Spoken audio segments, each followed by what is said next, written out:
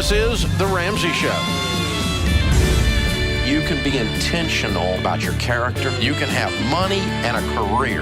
You are the hero in your story. Live from the headquarters of Ramsey Solutions, it's The Ramsey Show, where debt is dumb, cash is king, and the paid-off home mortgage has taken the place of the BMW as the status symbol of choice. We help people build wealth, do work that they really love, and create actual amazing relationships. Christina Ellis, Ramsey personality, #1 best-selling author, is my co-host today as we take your questions at 888-825-5225. That's 888-825-5225. The call is free, and some say the advice is worth exactly what you pay for it. Matt is with us in Albany, New York. Hey, Matt, how are you? I'm good. Thanks for having me. Sure, man. What's up? So I graduated from college 1 year ago, and hopefully I got a good job, and I'm about to pay off all my debt from it. But as I pay off all my debt, I kind of feel guilty about how much my parents contributed to paying for my college, and I want to pay them back. So I'm not exactly sure where it should kind of fit into my kind of baby steps, and then the best way to go about paying them both back is that my parents are divorced, and they contributed different amounts. So I was wondering if you guys could help me out with that. Is there an expectation for you to pay them back? Like, is it something where they expect it, or is it something you just want to do out of generosity? No, they don't expect it. There's never an agreement. I feel like I want to do it, and I have two younger siblings about to go into college, and I could tell they're really stressed about it. And I feel like I feel kind of bad for. I feel like they paid a lot of the money that they had saved up for me, and I want to help my siblings out too, I guess. That's very kind of you. What other debt you had? You said you were about to pay off the rest of your debt.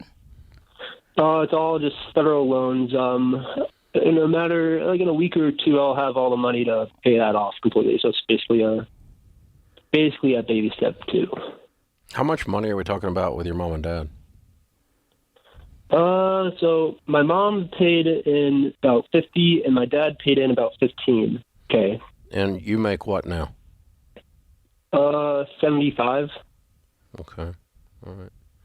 Well, there's nothing morally wrong with what you're doing. There's no moral or legal obligation for what you're talking about doing. You understand that? Right. Okay. And so, as long that does make it what Christina said. That it makes it an act of generosity on your part. I don't like that you use the word guilty, because you're not guilty. I'm a dad who paid for my kids' college, and I have no desire for them to feel guilty about that. Mm-hmm. It's something I did as a parent. I was able to do it. I did it. It's done. Your little brothers and sisters, your siblings that are going to school, have they got the money to send them? I guess that's the other part. I don't know like the exact numbers of all their the whole financial situation, but I know like there's a lot of stress. There's a lot of discussion about it, and so they had a college fund for you, or they cash flowed you? Like basically cash flowed me, I guess. Okay, and now they're struggling with cash. I think there's a little saved. So why are they struggling with cash flowing the next one? I mean, I guess it kind of comes down. I don't know the exact situation. I don't know all the numbers. I feel like a little awkward, like asking for my parents like financial information, but okay, yeah. No, you're doing this blind, okay? And blind's not good. Right. You have a sense in the air that there's stress and that they may not have enough money, but you don't really have that information.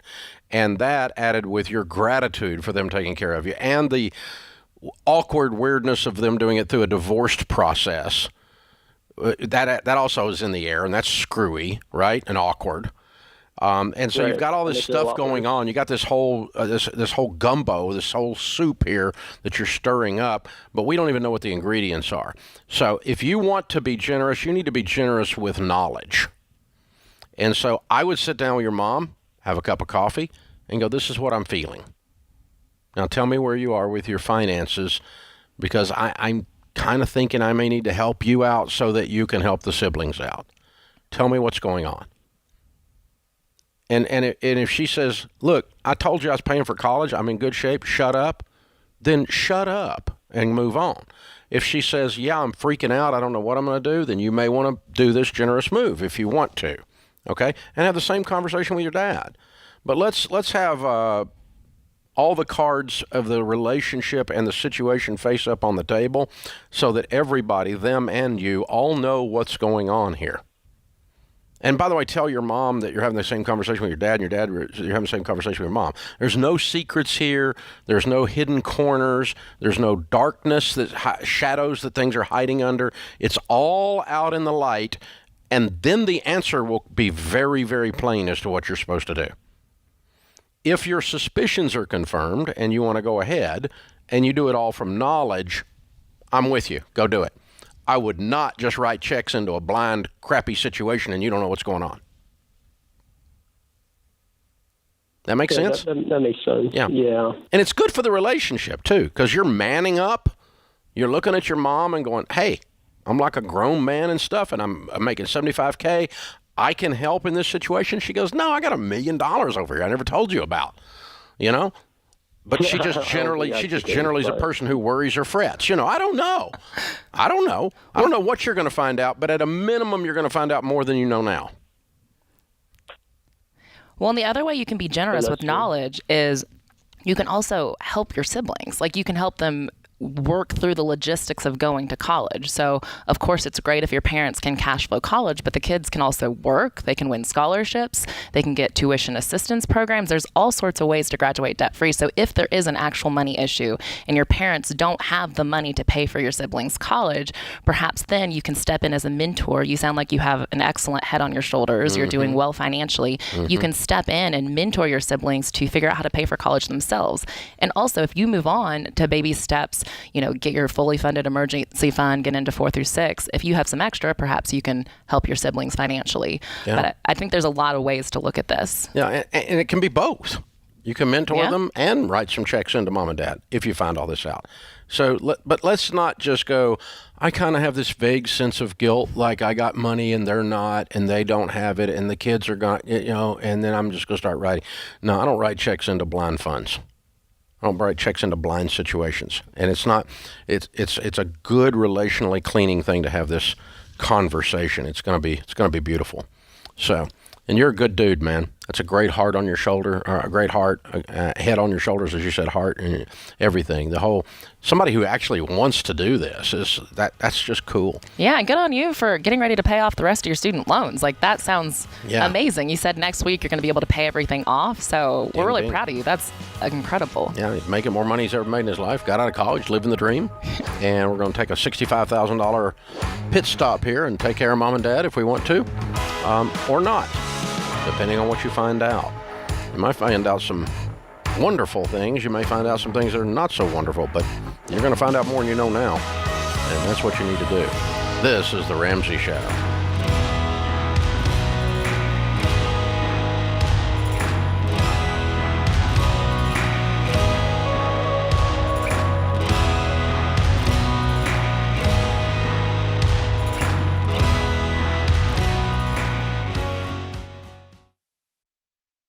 Look, I love real estate, and I want you to have a house, but I don't want a house to have you.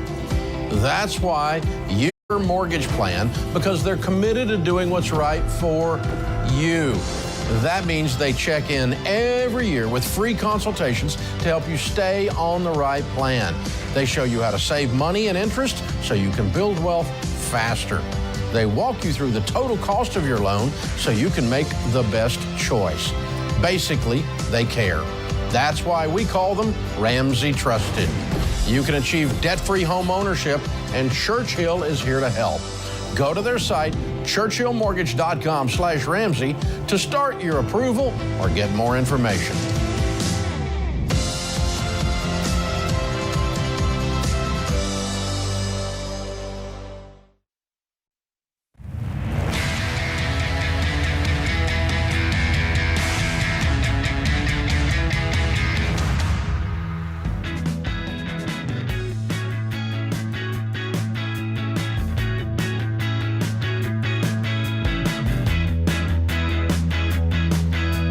Christina Ellis, #1 best-selling author, Ramsey personality, is my co-host today as we answer questions about your life and your money. That last young man wanting to pay his mom and dad back for having paid for his college.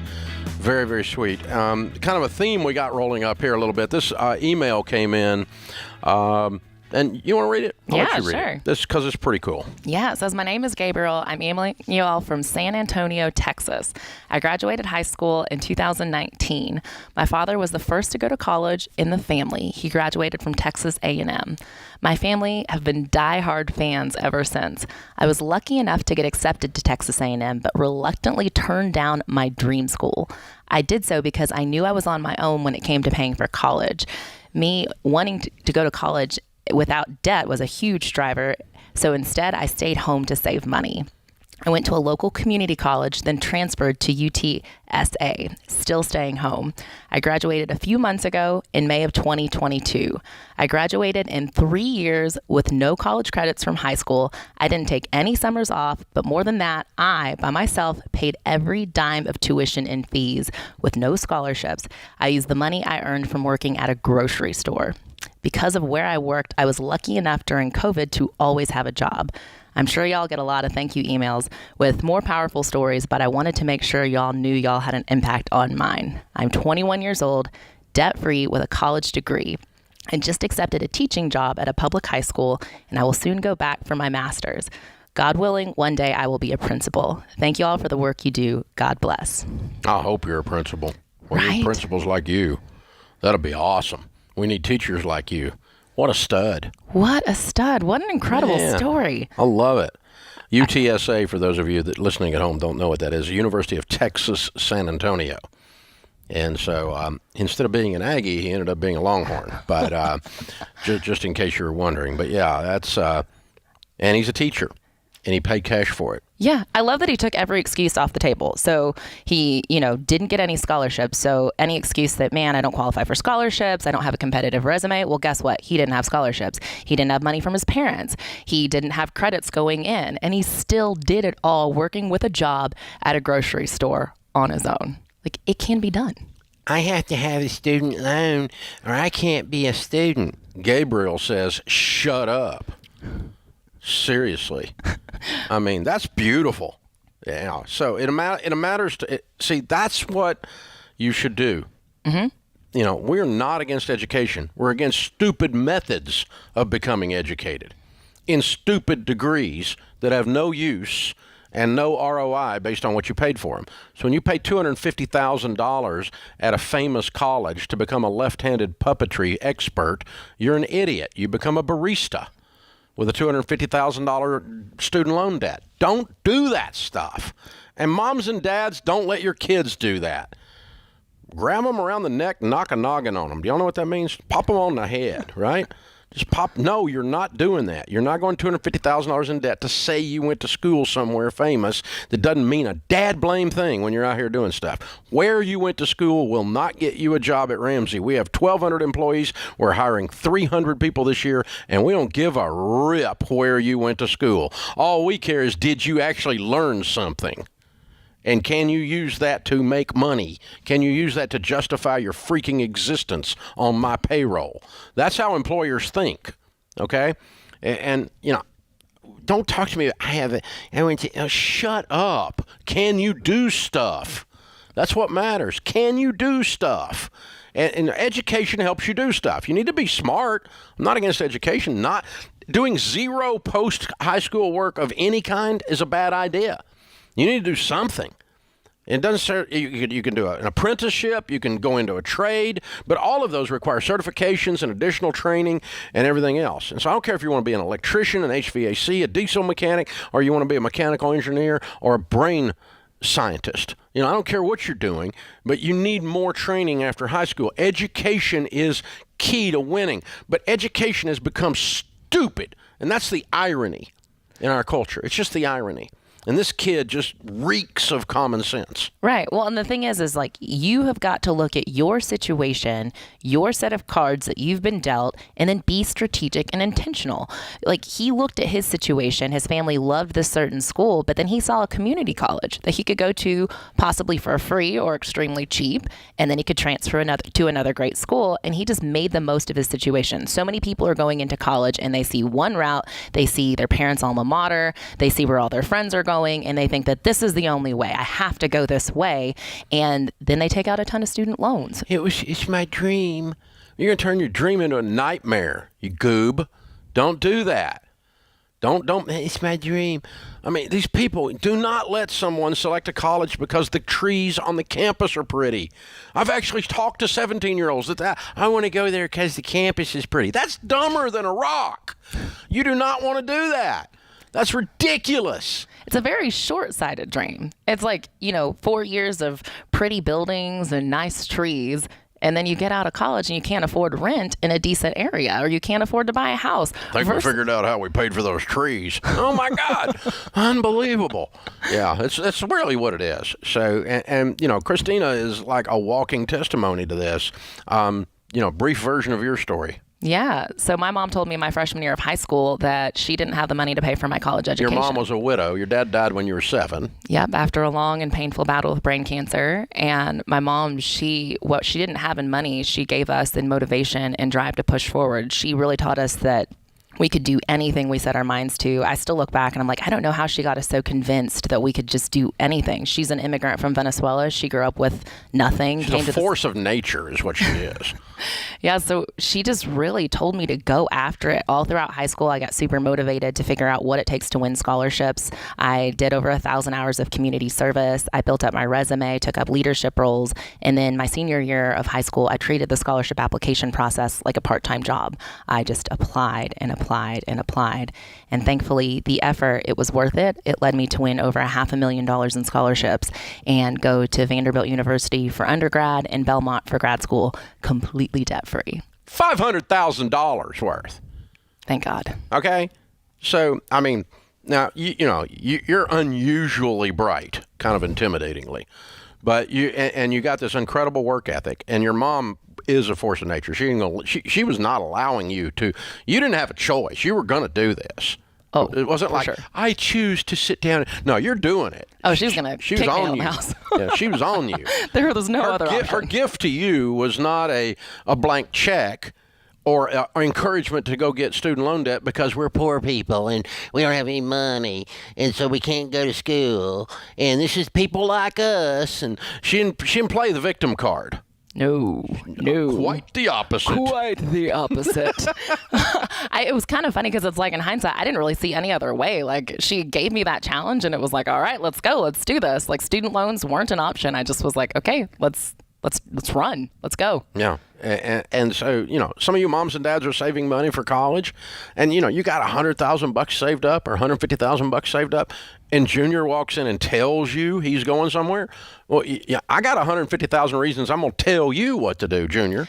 I'm holding this check hostage. You're not going anywhere that I'm releasing my money to that I don't approve of. And if it involves you going into debt or taking some dumb butt degree that is useless in the real world, we're not releasing this money. Oh, and by the way, you're going to continue to live a life that is honoring to God in the process.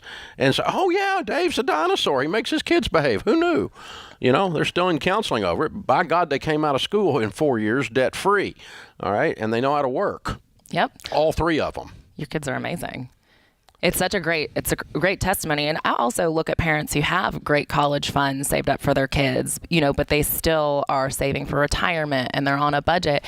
And I encourage you to still push your kids to go for scholarships, still push them to be strategic with their education. Just because the money is there doesn't mean that they're not capable of contributing and trying to be strategic with their own journey. If they can get a full ride, awesome. Go for it. Mine had a full ride off of dad and they still had to work. Yep. It's part of life. It's good for it. You know how to work. Daniel worked in a mattress store selling mattresses. And he was good at it, too. That's what's scary. He's still the Ramsey family mattress expert. Anytime we need knowledge on that, we just go to Daniel. Yeah. I didn't know that. Interesting information about Daniel. This is The Ramsey Show.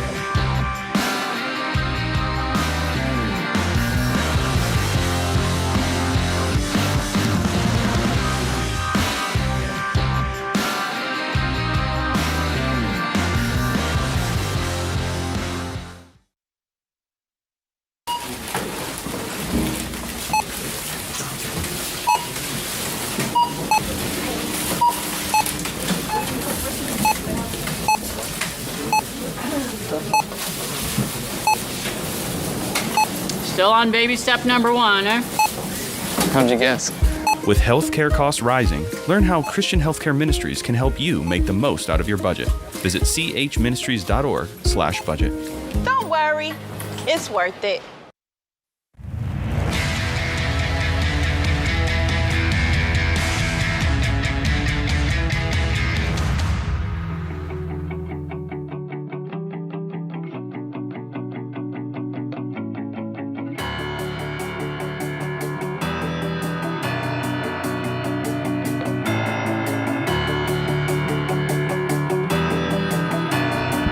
Christina Ellis, #1 best-selling author and Ramsey personality, is my co-host today as we take your questions about your life and your money. The phone number is 888-825-5225. San Francisco, Riley is on the line. It says on my screen you are debt-free. Congratulations. Thank you. Thank you. Very cool. How much did you pay off? I paid off a little under $100,000, $98,562. Oh, we'll round that to 100. Way to go. How long did that take? 44 months. Good for you. And your range of income during that time? I started out at 60, and I'm at about 100 now. Good for you. What do you do for a living? I'm an international tax consultant at a Big Four accounting firm. Wow, nice land. Good job. So what kind of debt was the 100K? All student loans. Oh, man. And you cleared it all in less than 4 years. Yep. Look at you. So how old are you? 25. So you started immediately after college and dug into this? Yep. I graduated from school in 3 years, trying to save a little bit of cost there. And then as soon as I got out, I just started attacking the debt. Okay. Tell us your story. How did you know how to do that, and how did you connect up with Ramsey stuff? Yeah. Well, when I was trying to, pick a university, my parents, talked to me. They said they gave me a set budget for how much I had for school. So I knew when I was picking a university how much I had, and I kind of walked through with my dad, different schools that I could go to and the amount of debt that I would have if I went here, if I went there. So I kind of made an educated decision based on, scholarships that I got and if I could graduate early or not. So I was sort of already prepared to, pay off my debt as quickly as possible before I'd, started listening to your show.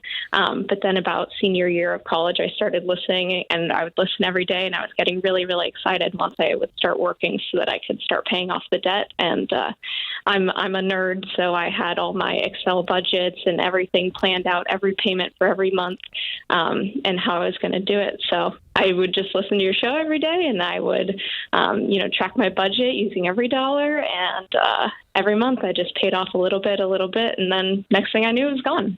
That is awesome. And I love that you got started so young, that you were motivated to just push right in and get after it. You're 25 years old and all of your debt is gone. That's incredible. So what kind of things did you do to get out of debt? Obviously, you said you budgeted, but did you take on any side hustles? Were you super scrappy? Did you save money in different spots? What did that look like for you?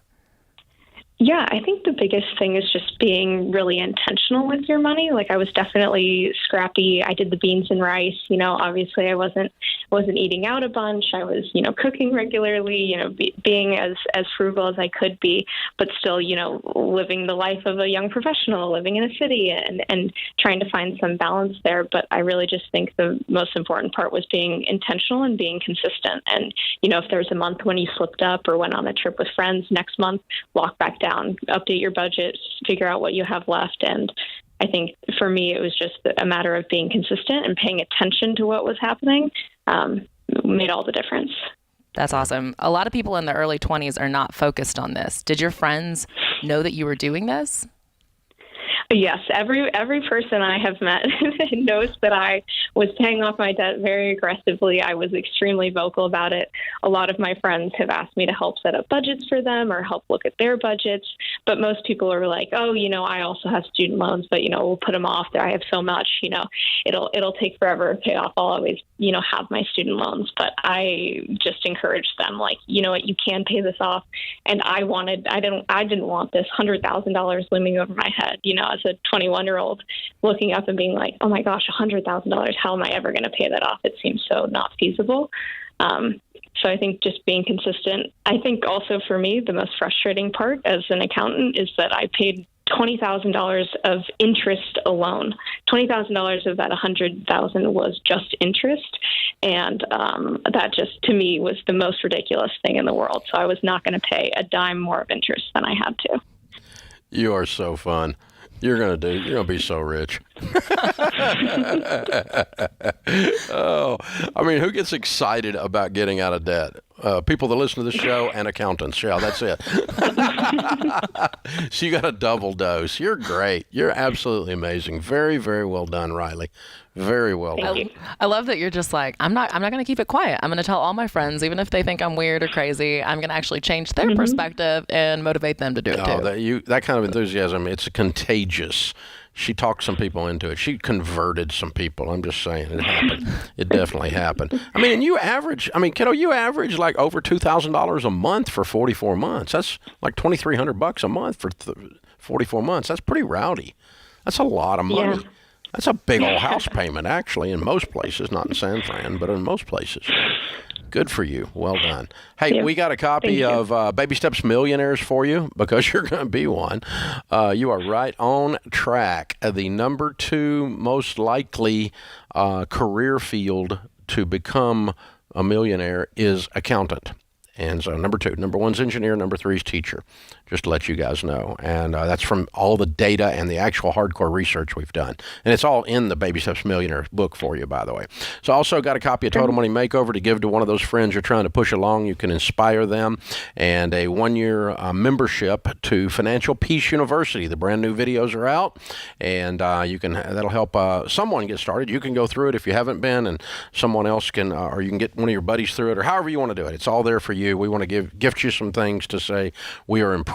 We're proud of you. You're a pretty impressive young lady. Well done. Thank you. Thank you. Riley in San Francisco, $100,000 paid off in 44 months, making 60 to 100. Count it down. Let's hear a debt-free scream. 3, 2, 1. I'm debt-free. Yeah! She is fun. Oh, that one's going somewhere. Yeah, that's just incredible. watch her dust right there. Eat her dust. I mean, it's pretty incredible. Beautiful stuff. I love that she said that this journey, it only took her 3 years, but the thing that drove her crazy was that $20,000 in interest. This is great. And she got after it. Get it, girl. Perfect motivation. I love it. I love it. Hey, people are out there right now with inflation, recession, interest rates going up, stock market going down, real estate's in freak out mode. People are freaking out. And one of the things that causes you to freak out is a lack of knowledge. If you know what's going on, even if there's pain, you can at least face it with intelligence and intentionality. You got to know what's going on. And the second thing you have to have is perspective. And perspective means history. It means looking at, how long do we need to look at this? What kind of lens do we need to look at this through? Because the smaller your lens when you're looking at a hard time, the more drama you bring into your life, because you start extrapolating and saying, this is going crazy. It's out of control. And so that's happening with real estate right now. People are panicking. Rumors of the market crashing, the real estate market bubble ending, endless questions about it, all kinds of theories by people who really shouldn't have a theory, but they've got one anyway about what's going to happen with the markets. We're going to take care of all this. We have a free, underline that word, free live stream this Thursday night. Rachel Cruz, George Camel, and I are going to be going through the actual data having to do with the housing market. And we're going to show you that it's not going to crash. And we're going to tell you what's really going on. And we're going to address lots of questions and comments and even trolling that we've had from the old social media people out there. So we kind of, we know what you're thinking, in other words, and we're going to talk to you about it and show you what's going on exactly in detail, graphs and charts, a little quick college class, about an hour long, 7 p.m. Central this Thursday, the Real Estate Reality Check. It is free. You need to go sign up ahead of time at RamseySolutions.com, RamseySolutions.com/reality check. Get signed up. We'll see you Thursday night at 7 Central.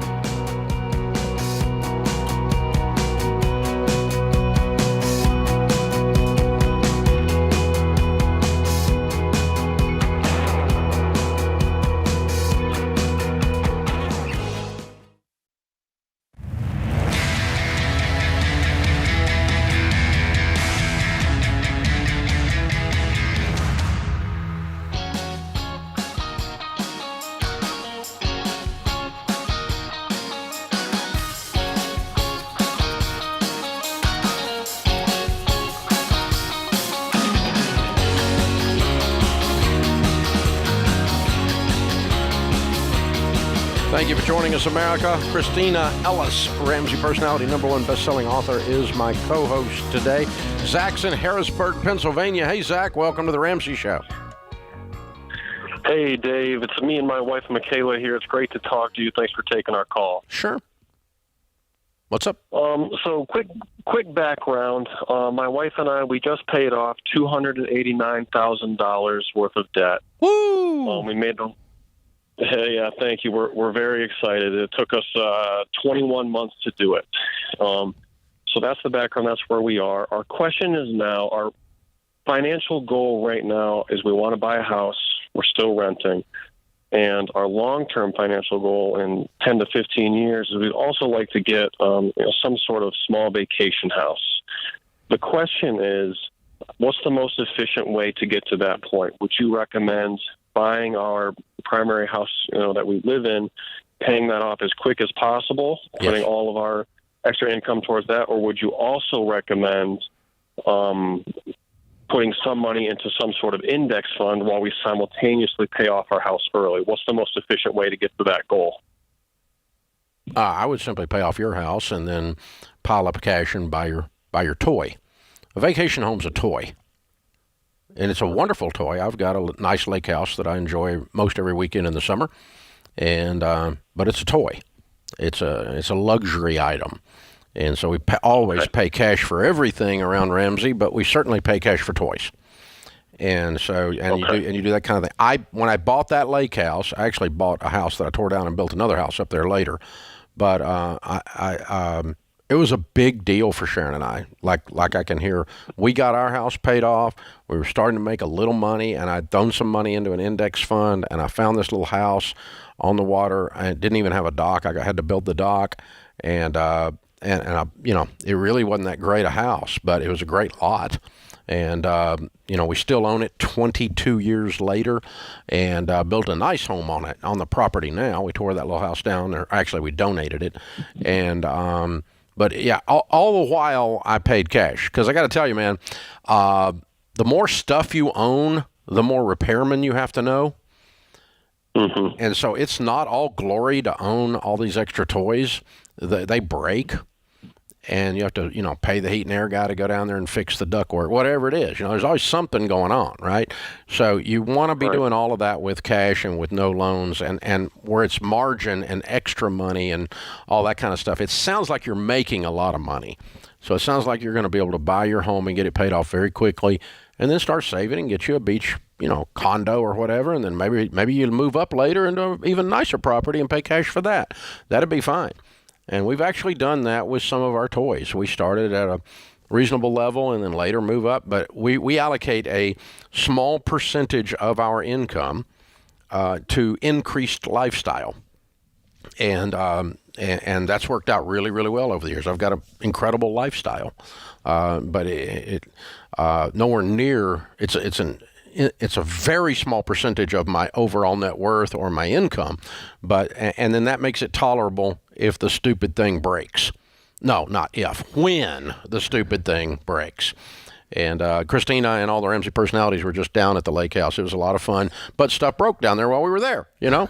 I mean, it's like, God, there's dadgum hot water heaters out, you know? You remember that? Yeah. It's like, you know, so that's just part of it, right? Yeah. It's part of the journey. But I love the long-term thinking, and I love the fact that you're already dreaming like that. You guys are obviously motivated, paying off nearly $300,000 in debt thus far and dreaming long-term, but use that dream to really get to hustling now and pay off that first house so that later you can live and give like no one else. Like it's, you know, keep that motivation. That's a great thing. But, you know, follow the path, follow the baby steps, go through step by step so that later you can fully enjoy it. And it's not going to be a stress when something breaks down because your house is paid off. And then soon you'll get your next house paid off and you'll have that huge fund of money if anything breaks down, and it's not a stress. Yeah. The way I started doing that was 100 years ago, before I actually went broke. I was still a math nerd. And I bought a boat, a ski boat, on payments. And then I'm such a nerd that I added up how many times we go skiing and about how many times I would ski. And I figured out what it cost me per minute to ski in the actual time I was behind the thing. And it made me about throw up. Because, you know, because the number of minutes you spend behind a boat in a summer. No, I mean, if you're there all the time, it's still not that number of minutes versus the cost of the stupid thing and the payments and the insurance and all. And it just takes all the fun out of it. So never do that. Never add it up, number one. But number two, never have payments on that kind of stuff. And that way you don't have to think about adding it all up. It needs to be throwaway money because it's a toy. That's what it comes down to. Jordan's with us. Jordan is in Pittsburgh. Hi, Jordan. How are you?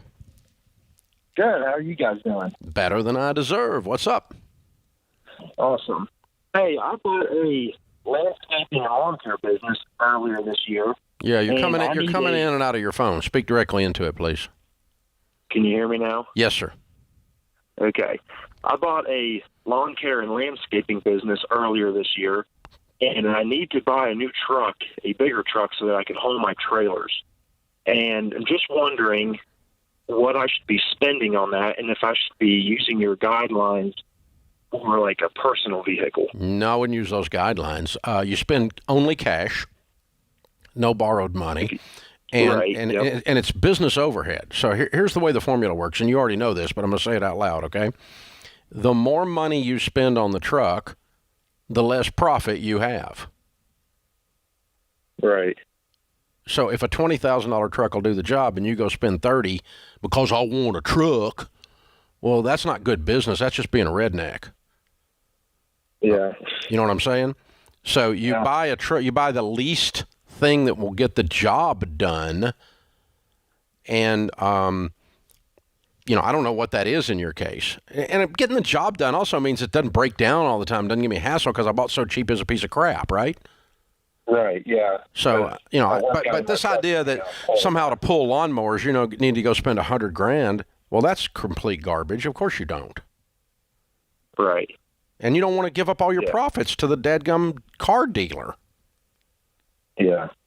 So, is there a difference between, in the long term, if you'd spend $20,000 on a truck and it lasts you maybe 4 years versus spending $40,000, but it would last you twice as long, and you probably have less repairs during that time? Not true. The difference in a $40,000 truck and a $20,000 truck is not that it gets that much more life. I mean, you take care of a $20,000 truck, it's going to run a long time. And you know, no, the idea that if you spend more, you're not going to get twice the life out of a $40,000 you get out of a $20,000. Not true. And you're not going to have twice the repairs on a $20,000 that you have on a $40,000. Not true. That's not that's not accurate on just on vehicle maintenance and managing a vehicle. Here's the other thing. If you look around, who is in business 5 years from now in your industry, it's not the guy with the shiny brand new truck. He's out of business later because he's got payments and because he put all his dadgum money in a truck instead of in his pocket. So again, when we're buying computers around here or we're buying studio equipment around here, we buy good equipment that will do the job, but we don't buy a microphone for prestige. We don't buy a computer for prestige. We don't buy a screen or a building for prestige. We get a lot of use out of everything we spend around here because it's a business transaction. You're making an investment, and you need to make a return on investment, and that's what you're looking for. So don't fall into the old, I don't want to buy somebody else's problems. Because when you buy a new truck and you drive it a month, you know what it is? A used truck. Hello. So, yeah, I would buy, in your case, I'd buy a $15,000 to $20,000 truck if that'll do it. I definitely would not buy a $40,000 truck in a lawn care business. I just wouldn't do it. I think you can get the job done a lot cheaper than that. And I work with landscape people all the time through EntreLeadership. I talk to them all the time. $300,000 a year, $100,000 a year, $500,000 a year, top line, gross. We talk to them all the time. Equipment is a constant problem in your business. Be careful, it'll eat your lunch. This is The Ramsey Show.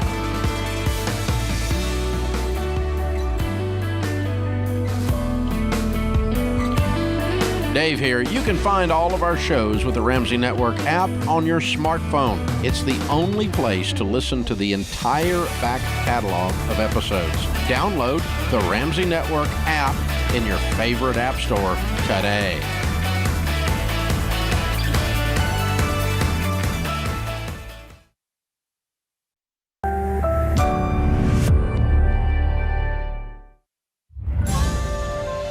This is The Ramsey Show. You can be intentional about your character. You can have money and a career. You are the hero in your story. Live from the headquarters of Ramsey Solutions, it's The Ramsey Show, where debt is dumb, cash is king, and the paid-off home mortgage has taken the place of the BMW as the status symbol of choice. We help folks build wealth, do work that they love, and create actual amazing relationships. Christina Ellis, Ramsey personality, #1 best-selling author, is my co-host today as we answer your questions at 888-825-5225. That's 888-825-5225. John is in Atlanta starting off this hour. Hey, John, welcome to The Ramsey Show. Hey, Christina, Dave, thank you for taking my call. I really appreciate it. Sure. What's up? Hey, I got a question. I'm 48 years old. Me and my wife have saved enough for our retirement. At least I think it's enough. We have no debt. All we've got is a house payment. I got 2 kids in college, 2 boys that we are paying for their education, paying cash. Here's what my dilemma is. I'm hoping to retire by 55. That's about 7 years. And I think I have reached a point when I do my calculations with my retirement savings so far that I have, my contributions now don't make a whole lot of difference just the way the compound interest works 10 years now from now or 6 years, 7 years from now. I was wondering if I can just stop contributing, just do minimum 4% so that I can get an employer's match, and then start saving after tax, pay my house off, pay for my 2 kids' college, my younger son who's will be starting medical school in about a year and a half, pay for his medical school, cash. That way he doesn't have to take any loans, and then me and my wife can retire at 55. And then everything, just leave the way my investments are, and if 10% or 8% a year at a compound interest in 7 years, I should have a decent amount to retire. How much is in there now? At the beginning of this year, it was $2.6 million in there. Okay. Well, if you don't touch it and it's invested at 10, it'll double in 7 years. Right. That's what I'm hoping that even if it doesn't double, it's $4 million at least, 4 to 4.5 million. I think it'll double. I mean, if you got it in good mutual funds, you're going to make that on it. So, you're going to have $5 million at 55 years old, and you're saying you want to. And I've got 2 investment properties that are completely paid for. What do you owe on your house? I owe $130K on a house. Its value is $900,000. Yeah. What do you make? We make close to about $200,000 a year. Yeah, you've just been very wise over a long period of time. Then, well done, good job. No, I appreciate it. Good job. I like your plan. Yeah, cash flow the kids' college, pay off the house as soon as possible. Here's the thing. I want you to run the numbers out 2 ways. because the amount you're putting in your 401k is only, what, 19 grand. Okay. That's right. But I'm also doing for Roth and, Okay. So right. 30 grand out of 200. Let's call it that. All right. Whoopee. And so that doesn't really, if you ran it out saying, I'm going to keep fully funding everything, how long does it take me to pay off the house and cash flow the kids' college? You can do that, by the way. Or I do the plan or run the numbers out with your plan at 4%. How long does it take you to pay off the house and cash flow the kids' college? Because after both of those things are done, you need to crank this back up anyway, just to keep the stinking government's hands off the money. Right. And I don't think if you run the numbers out, it's just a straight cash flow analysis. It's really, it's sixth grade math. You can do it. Everybody can do it, and you're certainly smart enough to do it. But I think you're going to find that 20, don't do the Roths, at least do the 401k. That $20,000 a year is not going to delay this whole program over this 7-year period of time, but about a year. Yeah, actually, if you think about it, Dave, it's about 50 grand because my wife does the same thing, right? So both of us. Okay, well, yeah, I wouldn't have you both. No, I wouldn't have you doing that anyway. I would only have you doing 15% of your income going into retirement. That's baby step 4, and that would be 30 grand on 200. Right. Okay. Yeah. That's our baby step 4, and if you do 30 grand versus only doing 7 grand, we got a $23,000 swing per year. And how much does that delay you paying off a $130,000 house? Not much. It's not even a year difference. You're giving you're giving the stopping of this retirement or virtual stopping of this retirement way too much weight in your head. It's not as heavy as you think it is. Yeah, I think what's bothering me, not bothering me, what I do want to make sure that my kids are debt free when they graduate from college. I completely agree with that. Run that out. And if you got to borrow money, it's all bets are off. Stop. You do what you're planning, okay? But I don't think you got to borrow money. You make 200 grand. So I think I think you're putting too much into retirement. You need to get down to 15%, and then you need to start throwing money at kids' college and at your house. Work the baby steps straight up, and I think you're going to get there. I don't think you're going to see much difference in that or stopping the 15% and making it only 4%. Yeah. But John, you're very impressive. You're killing it. To have $2.6 million in retirement at 48, you're doing amazing. And I love that you're calculating things so well. That's how he got there. Right. He paid attention. It's very obvious that, you do the math, you work the plan, and you're very diligent. Yeah. I think that, hey, guys that are listening, you're going, wow, that's impressive. Yeah. You know what he did? He just did it on purpose. Winning is not an accidental event. No one accidentally has an awesome marriage. No one accidentally has great kids. I don't know how they turned out. They just let them run loose and they worked out. That doesn't work that way. No one accidentally has a career that is amazing and fulfilling. It's a matter, it's intentionality. No one accidentally becomes wealthy. They don't. And if they do, they don't stay wealthy often. They usually lose it. And so, this random accident, winning is a series of intentional acts. And John is a walking poster child for that. He's an inspiring dude. Yeah. And the cool thing is, it's intentional acts that may feel annoying to do right now. It may feel like it takes effort. No, it is annoying. It's a pain annoying. in the butt. It is. But the long-term reward is amazing. And the pain of not doing it long-term, of not having enough in your account for retirement, for having to take out money for student loans, all this other stuff is way more painful than being intentional on the front end and, dealing with doing a budget, running the numbers, and being really, really intentional with your money up front. Yeah. There are some people whose mom and dad are both skinny, so they're skinny. But most of the rest of us, it's not a natural act. Most of the rest of us are donut eaters, oh my God. I had a friend whose dad was a beanpole, and so he was a beanpole, and he could eat anything. It's just made me mad at him all the time. But most of the time, even you can even screw up good DNA sometimes, and so it's an intentional act.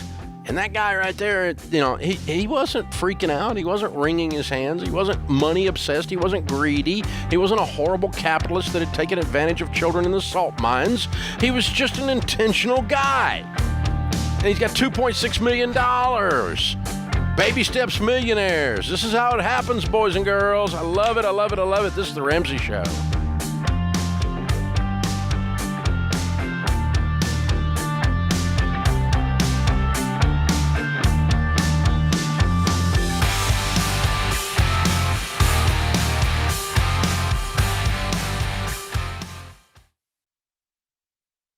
Chaos. That's what it can feel like when your business is growing so fast you've outgrown your financial and accounting software. The faster you grow, the more likely you are to lose control of the numbers. And here's the reality. If you don't know your numbers, you don't know your business. That's why we use NetSuite by Oracle, the #1 cloud financial system. Over 28,000 companies use NetSuite by Oracle, including Ramsey Solutions, because NetSuite gives us a single view of everything we need to make daily decisions. Whether you're making a few million to hundreds of millions a year, NetSuite gives you the visibility and control of the things you need to grow, like your financials, inventory, HR, planning, budgeting, and more, all in one dashboard. Go to netsuite.com/Ramsey right now to get their free white paper. Jumpstart your CFO career.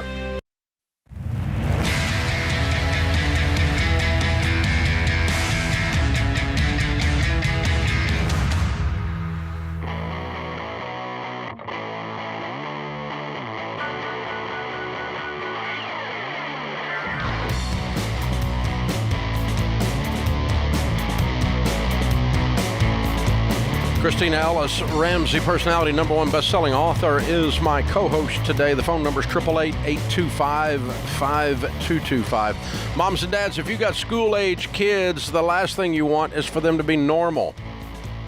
I mean, normal doesn't work out well. You want them to be weird like you. And in a good way, weird. I'm not trying to make your children strange. I'm just saying normal out there isn't working. You don't want to be average. You don't want to be mediocre. That's why you've already got them listening to the Ramsey Show in the backseat of the car. You're raising the next generation of smart kids. We're on board with that, and we got tons of stuff to help you and even your kids' teachers packed into our back-to-school sale. One of the biggest challenges teachers face is getting students to engage in healthy classroom conversations. That's why mental health expert Dr. John Deloney created classroom editions of his Questions for Humans conversation starters. They're made for elementary, middle, and high school students to help them build lifelong friendships through real, in-person, not texting conversations. That's like in person, like human beings have done for centuries, long before Apple invented a magic wand. And at home, keep the fun and learning going with our popular kids' books, The Adventure Pack, a family favorite that includes the Storytime Collection, Financial Peace Junior, the Smart Saver Bank, all kinds of things.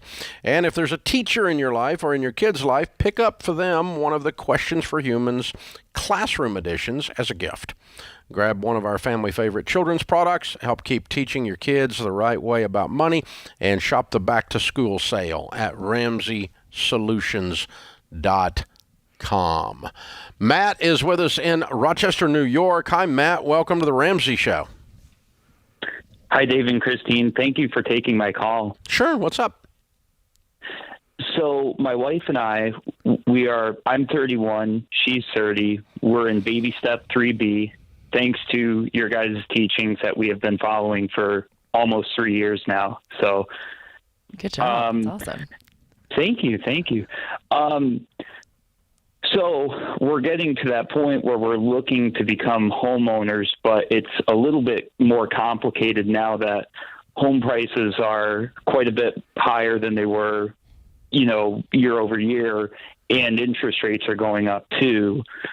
So one of the things that I wanted to confirm is when you guys say to budget 25% of take-home pay for a 15-year fixed-rate mortgage, that does not include retirement and college funding, right? But it does include property taxes, insurance, HOA fees, et cetera?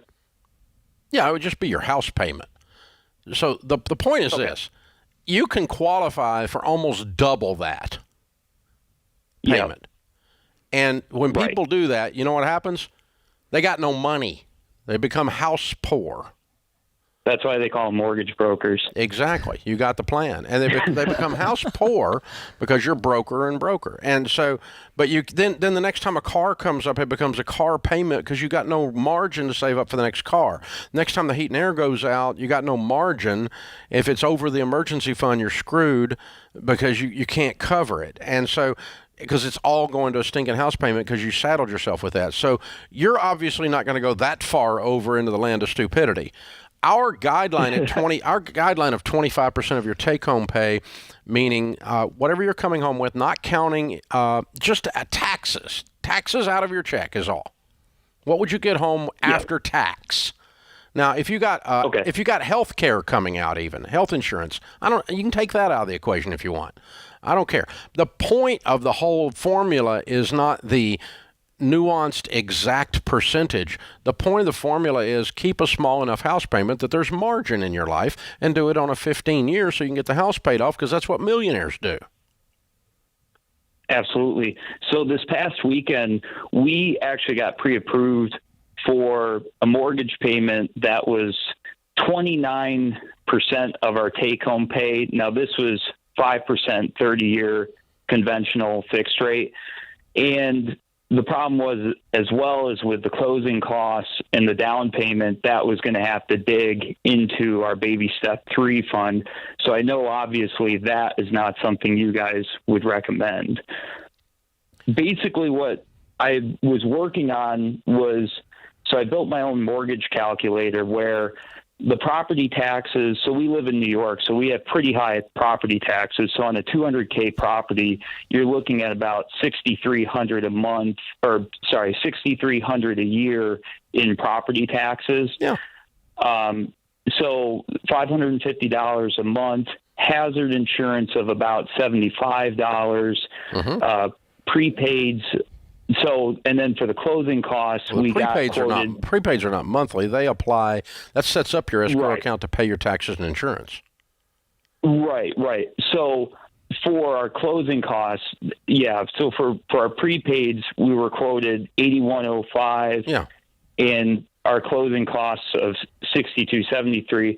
So just out of curiosity, I created a calculator where if, say we were going to go look at a $175,000 house, it would calculate those down to 3/4 of that $200,000 quote, just for rough math. So I looked into, like if we took out a 15-year fixed rate at 4.92%, which is what the average 15-year fixed rate is running at. So with our take-home pay, we could afford, just for the mortgage, not counting the property taxes and insurance, about $957 a month. But even on a $175,000 property, that calculates out to about $53,400 down, plus the prepaid and closing costs. Stop. What's your question? Well, so I guess the question is if we're going to be renting for a while longer, would it make sense to potentially start doing baby step 4? So I have a Roth 401k. You can do whatever you want. Baby step 3B is 0 going into retirement up to 15% going into retirement in baby step 4. Okay. And obviously the more you put into retirement, the less you're going to put into your down payment fund. Yeah. Yeah, and so, Absolutely. And the more, and what you're trying to do is get into a house at this stage of the game. And so here, what do you guys do for a living? So I'm a business analyst and my wife is a teacher aide. So what did you make 2 years ago? 3 years ago? What were you making before COVID? Actually, I've had pretty good pay raises. That's what I'm asking. 2 years ago, I was at $60,000, and my wife. What do you make now? She's 75. I do. Okay, and so if you take out a 29% today, in 2 years it's going to be 25%. Right. Okay, and if that's principal, interest, taxes, and insurance on a 15-year, that's not the end of the world. My point is not to take out, 38%, which you can qualify for. Right. And you don't want to do that. But don't over-nerd this, okay? It's a concept. The concept is big stinking house payment means no money. So the concept is get reasonable house payments so there's margin and I can get through getting this thing paid off. But if you've got an income that's on an upward trajectory like yours is, you're going to be at the 25% within 18 to 24 months, and you're not going to have wholesale violated this concept and made yourself house poor. That's what we're trying to avoid. Not trying to figure out some hard and fast pharisaical rule. The reason we teach you this is to keep you from going out test driving Bentleys and then having to buy a Chevrolet. It's just hard to do that. Yeah, that was my thought. Is it's not to be legalistic. It's not to try to follow technicalities. It's to give you freedom in the long run and to build wealth. We don't want you tied into something that's going to really stress you out long term and prevent you from really building wealth. Yeah. But I mean, Dave, I couldn't do it. It was at 25.5% of my take-home pay. Oh, shut up. That's not what we're talking about, okay? And that's not this guy. But I mean, if you get to the point, understand the reason for these things, and then make grown-up decisions based on that, guys. That's what we want you to do. This is the Ramsey Show.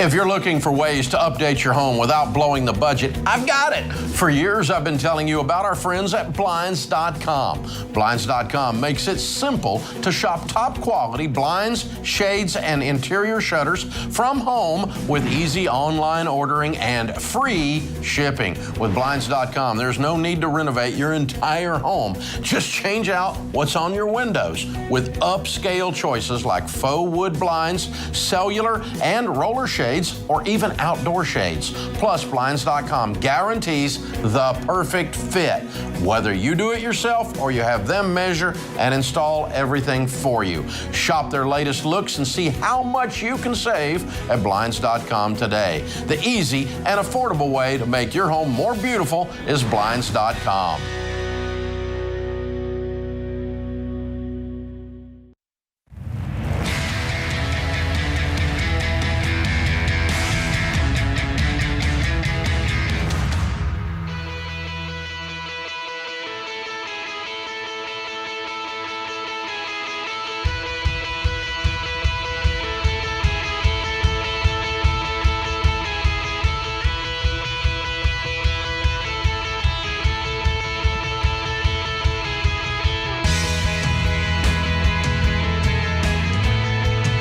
Christina Ellis, Ramsey personality, #1 best-selling author, is my co-host today.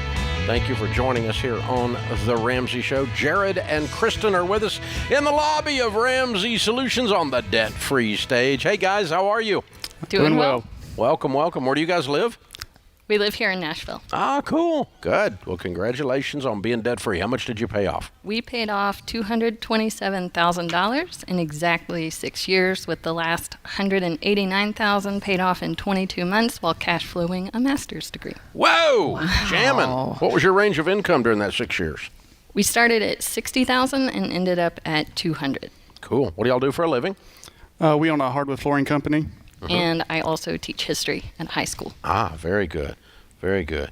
So what kind of debt was this $227,000? It was our house. Ah, look at it, weird people!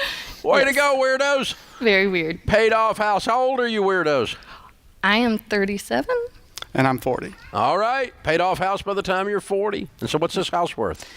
When we bought it, I said, it was $227,000. Now it is over $500,000. Yeah, very good. Very good. And you own it. Yes. It's all yours. Feels different, doesn't it? It does. It's a weird sensation. Yes. No payments anywhere in the world. None. No. Wow. Wow. How much in retirement do you have saved? Right now, we're trying to play catch up. We only have $150,000. Okay. All right. So by the time you're 43 or 44, you're going to be millionaires. Yeah. Yeah. Well done, y'all. Whoop, whoop, whoop, whoop. Thank you. Baby steps, millionaires. Looking at them in the future here. Well done, y'all. Cool, cool, cool. So what in the world inspired this journey? Y'all went crazy here. I mean, you did all kinds of stuff. Well, actually, it started a long time ago. When my oldest was 2 years old, we were really struggling financially. At that point, we were making $28,000, and we were in a place of desperation. And I was at a friend's house. She gave me your book. I read it in one day. I'm the type A personality, and I said, "Hey, we're doing this. I hope you're coming along." And he is very easygoing, balances me out, and he said, "Yeah, this makes sense." So we paid off consumer debt a little less than $20,000 back in 2012. And when we bought our house, I had the vision of paying it off. My goal was to pay it off by my 40th birthday. And then with our business, it just felt disorganized as far as the finances. So I sent him a link to an Entree Leadership podcast episode, and I said, "Hey, you're going to listen to this today, please." And he came back on board. Yeah, I actually read the book, and the biggest thing that stood out for me in the book was when you said, whatever's wrong with your business, it's your fault. So that got me to look at my business, look at where we were going, what we were doing, and surely it was my fault. So we started to change things, started to invest in our business more, invest in our employees, and ever since then, it started to grow. Very cool. Good for you. Well done. That's a big deal. I mean, and when you start a business, it's, you're just, all you could, especially in the early days, you're the CEO, the chief everything officer. You got to do everything. So you haven't even got time to stop and think. You just got to work. And it's a very difficult stage, and you really rose above that. Well done. Yeah, and once he saw that vision of me saying, "Hey, if we get organized, this is what we can do," and then when he got on board, it was game on from there. That's awesome. You guys had that huge income jump, 60,000 to 200. Was that the business getting organized? And the majority of that was the business getting organized and growing, yes. That's awesome. Then what else did y'all do to get out of debt? Honestly, it was just persistence, being intentional every single day. We still went on vacations because we were in baby steps 4, 5, and 6. You should. But we just put thought into everything we do. Do we really want this, or do we want this more? And one thing that we did to stay motivated was really encourage each other. We would send each other screenshots of our mortgage account every time we made a payment on it. So we would surprise each other, like, "Ooh, I put this amount on there." And so we were each other's cheerleaders to keep us going. And we got our kids involved. I had a little thing on the refrigerator that they could color in the houses as we paid off, so much. They got to color it in, so. Yeah. I think we balanced it out, too. We had fun, but we always looked at, how much money have we put toward the principal and the mortgage this month before we decided to do something. If it was at our average where we expected to be, where our goal was, at like $6,000 extra to the principal, then okay, then we can go do something fun. But if it was below that, we held off and made sure we put at least $6,000 toward the principal that month. Yeah. That's awesome. Wow. So someone who feels like y'all back in 2012, they're making $28,000. They're feeling overwhelmed with their finances. They're listening right now thinking, wow, I can't even imagine paying off a house. What would you tell them? I would say the plan works, whether you are making $28,000 or $208,000. We have done it at both ends of the spectrum. It takes a lot of grit to just keep moving through those obstacles. I lost both of my parents within 8 months of each other. He got into a car wreck. All of these things kept happening, and it kept feeling like, what else is going to come at us? And it was working together. And, either way, we can either get out of debt and all of these horrible things are still going to happen, or we can be more financially secure, and when they come at us, I can have that hope of seeing a brighter day. Yeah. Wow. Yeah. Wow. It's powerful. That's well done. Because, the truth is, what you've done for the last 6 years while doing all the other things you did during those 6 years is a complete pain in the butt. It's hard. Yeah. We're here to celebrate today, but grit is an understatement. I mean, you got to have grit, and you got to be a little mad, and you got to be pushy, and and then you look up and you're 37 and 40 years old with a paid for house. Woohoo! Yeah, but we do these debt-free screams every hour, just about on the show here, 1 hour, and I always want to. I don't often enough talk about how hard it is. it is hard. It's an adventure to go through what you've been through. And anytime you go on an adventure and you do it together, you come out more unified because you fought a battle together. And now you're two members of the same army at this point, the same platoon at this point, and it changes everything because it's hard. Yeah. I mean, it's hard. The only problem is it's worth it. Yes. Yep. Yeah. 100%. Good for you guys. I'm so proud of y'all. Thank you. You're an amazing young couple. Beautifully done. And, revolutionized your business, your life. Got a master's. What's your master's in? My master's is in education from Lipscomb. Yeah, good for you. Well Y'all done. are such shining examples. I love that, like, it wasn't just a straight line. You guys can stand there and say there were ups, there were major downs, but you did it. And now you're standing here, getting ready to do your debt-free scream. How does it feel? Not a payment in the world. It's great. It was weird the first month not to have a mortgage payment, to actually pay ourselves instead of paying the bank. Yeah. And it was just kind of, like I just set down a 300-pound weight. Yeah. And mentally, it's such a relief because, right now business is booming, construction is booming in Nashville. Yeah. But knowing that the house is paid off, knowing that things slow down, that it doesn't take as much to live off of. So even things do slow down, we're still okay. And you don't have to take bad customers just to have a customer. Exactly. Yeah. The weird thing is you'll end up making more money. Yeah. That's the weird thing. And that's happened. Because there's a relaxation in the process now. Well done, guys. Well done. All right, bring the kiddos up. What are their names and ages?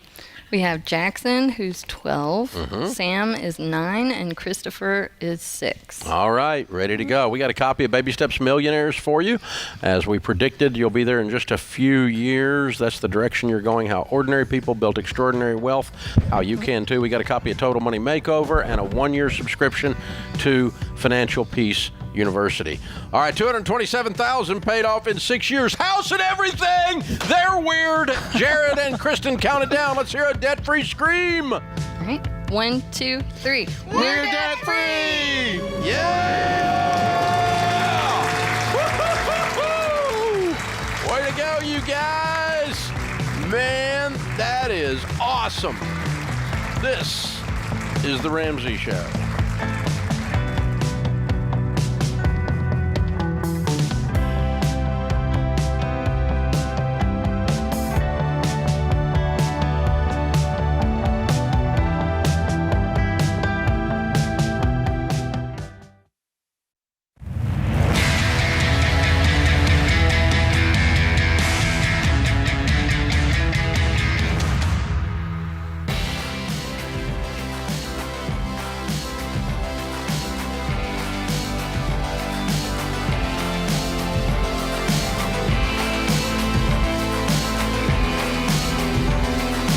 Christina Harris, Ramsey personality, #1 best-selling author, is my co-host today. Open phones at 888-825-5225. Dana is with us in New York City. Hi, Dana. How are you? Hi, Dave and Christina. Thank you for taking my phone call, and thank you for changing my family tree. Sure. What's up? I have 2 questions for you today, if that's okay. Sure. Okay. My husband and I are receiving an inheritance check in the amount of $300,000, and we disagree on how to best spend it for our future. A little bit about us. We're 32. We're on baby step 6 with no children yet. We have $286,000 left to pay on our home, and our home is valued at $459,000. My husband would like to invest the money in the market in a large cap fund, but I would like to pay off the mortgage with that money. What would be your recommendation? Well, apparently you're on baby step 6, but he's not. Right? Yes. So, because, I mean, it's a trick question. You already knew the answer. He insisted I call, so I'm calling to confirm. Yeah, so the concern is not that the money came from an inheritance. The concern is that you guys are not in agreement on what to do with money, which means you're not aligned on whether you're working our system or anybody's system. Okay. Because if you're working our system, the answer is already, it's a foregone conclusion you're going to pay the house off. Yes. Yeah, because there's never been a time in the baby step history of doing this for 30 years that I told somebody to, oh no, let's put money in mutual funds instead of paying off the house. Never one time have I ever said that anywhere, anytime in the history of my life. Correct. Yes. And so you knew what I was going to say. You would say that. Yeah. Yes. So you tricked your husband. If I became the arbitrator of this, then you tricked your husband because you knew what the answer was. Well, he wanted to put it into the market because he was running a 30-year projection on it, and he thought that it might be a better long-term investment than paying off the mortgage, but we're following the baby steps, so. Okay. Well, then do we need to discuss for a minute why the baby steps work better than his plan? I think it would be great for him to hear. Okay. All right. Because I'm a nerd like him. So it took me a while to get there. Number one, I started with the idea that I don't borrow money because the Bible says the borrower is slave to the lender. I started from a faith perspective. Later on, I'm a math nerd, and I had to dig into the math. I had to figure it out. Not because I wanted to play God, but because I really knew that God was smarter than me, and I was just trying to figure out what he was saying. So here's the thing. When your husband says, I'm going to put money in a large cap fund, he's looking at a 10 to 12% rate of return on a good large cap. Okay? And he's thinking, okay, instead of paying off my 3 or 4% mortgage, I can make 10, 12%. So I'm making a spread here on that money. And then he ran a spreadsheet out based on that, which is what I would have done because I'm a classic nerd like he is. You know, if that worked, then why would we ever pay off the house? Well, what you left out of that formula, and what I left out of that formula in my early days, what he's leaving out of the formula now too, is risk. And 100% of the foreclosures occur on a home with a mortgage. When you're walking around without a mortgage, your risk has gone down. And to mathematically not include risk in your math formula means your math formula is incomplete. And no one does that in this discussion until I kind of came up with it. So, if you're doing a sophisticated analysis on a company and you're buying stock in that company, one of the things you would do is you would become concerned if the company had too much debt, because that stock then is riskier. Debt equals risk. And you would discount the price of the stock if you're doing a sophisticated analysis based on the level of bonds they're carrying and other debt instruments that they're carrying. So the more in debt the company is, the more likely it is to fail. Everyone would say yes. We all agree to that. And so debt equals risk, and debt equals risk here. Now, is it manageable risk? Yeah, but so's a small backache. It's manageable, but your back still hurts. And so, that's what we're dealing with here. So the end of the story is that when you don't have any debt, you end up making better decisions relationally, medically. Your physical health is better. You're more likely to have a higher quality and lasting marriage.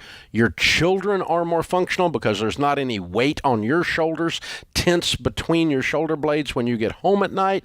Everything changes, and when you quantify all that math up, it'll kick that little mutual fund's butt because you lowered the risk and you set down the 300-pound weight that you got used to carrying, and all of society carries it, and so they think you're strange for even having this discussion.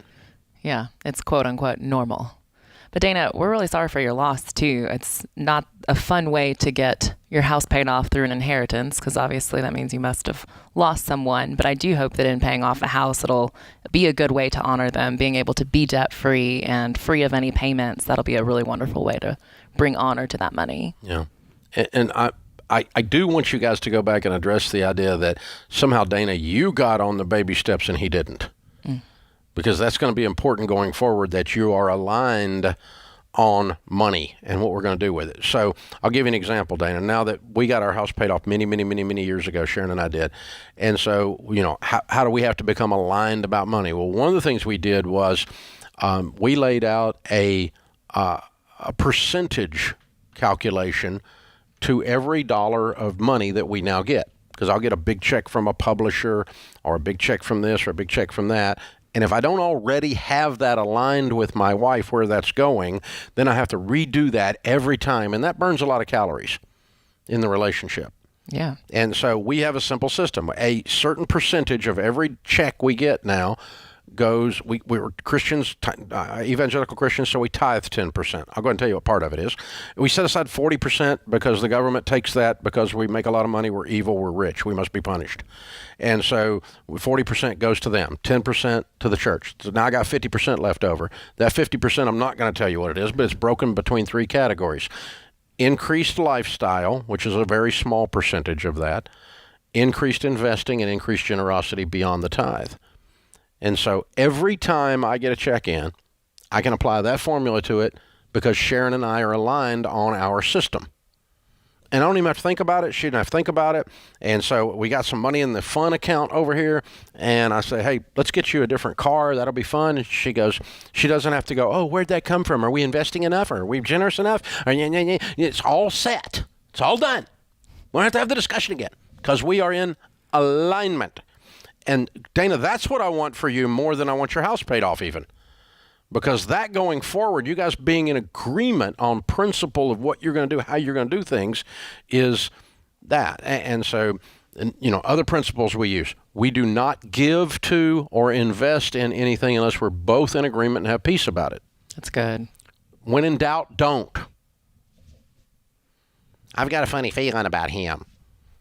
Then don't donate to his ministry or don't invest in his thing or her thing, because every time she has a feeling, it costs me a lot of money if I go against it because her feelings are always right. It drives me nuts. But, that's the thing. So that's what I want for you, Dana. I want that kind of alignment to where we don't have to, if we get money in from wherever it comes, inheritance, bonus check, sale of something, what are we going to do with it? This is what we're going to do. Yeah, and I love that y'all have a system, too. That makes it so simple. It takes a lot of the stress off of everyday decisions. You don't have to revisit it every time. Right. It's automatic. And then it releases you. Because Sharon's a freaking tightwad. I mean, it's hard for her to enjoy money. Not hard for me. I'm a spender like Rachel. But if once she knows it went in that lifestyle bucket, then she'll go buy, another stupid thing for the house or something that she wants and not feel guilty about it, right? That's great, yeah. Because it comes out of the stupid house bucket, that kind of thing, right? Yeah. But you got to have buckets for this stuff that you're in alignment. And then I'm not mad that she went and bought something for the stupid house because we're in alignment on it. On the same page. It's like being in alignment on the budget. It's the same thing. So, Dana, that's what you guys got to do. You need to get your philosophies a little bit more lined up. And we don't borrow money and we don't invest money while we got debt on the house. This is the Ramsey Show.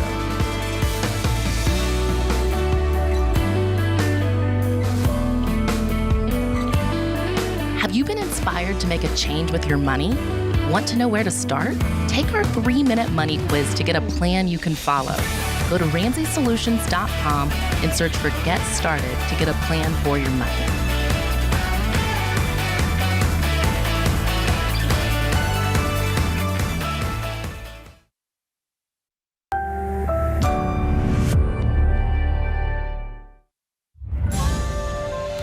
This is The Ramsey Show. You can be intentional about your character. You can have money and a career. You are the hero in your story. Live from the headquarters of Ramsey Solutions, it's The Ramsey Show, where debt is dumb, cash is king, and the paid-off home mortgage has taken the place of the BMW as the status symbol of choice. We help people build wealth to work that they love and create actual amazing relationships. Christina Ellis, #1 best-selling author and Ramsey personality, is my co-host today. Our phone number is 888-825-5225. It's a free call, and some say the advice is worth exactly what you pay for it. Starting off this hour is going to be Jeremy in St. Paul. Hi, Jeremy. Welcome to the Ramsey Show.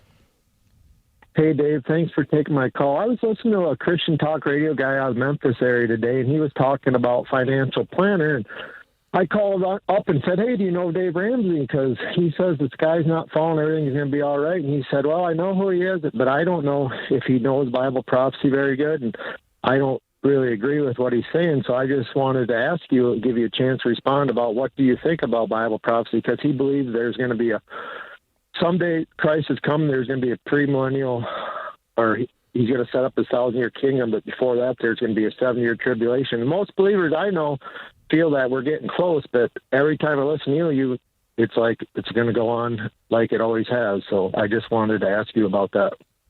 Okay. Well, that's fair. Well, obviously, those of us that are people of faith that are Christians and have studied the Bible much know that the study of end times is eschatology, right? And there are three forms of thought around that: pre-trib, mid-trib, and post-trib, meaning tribulation. And so when are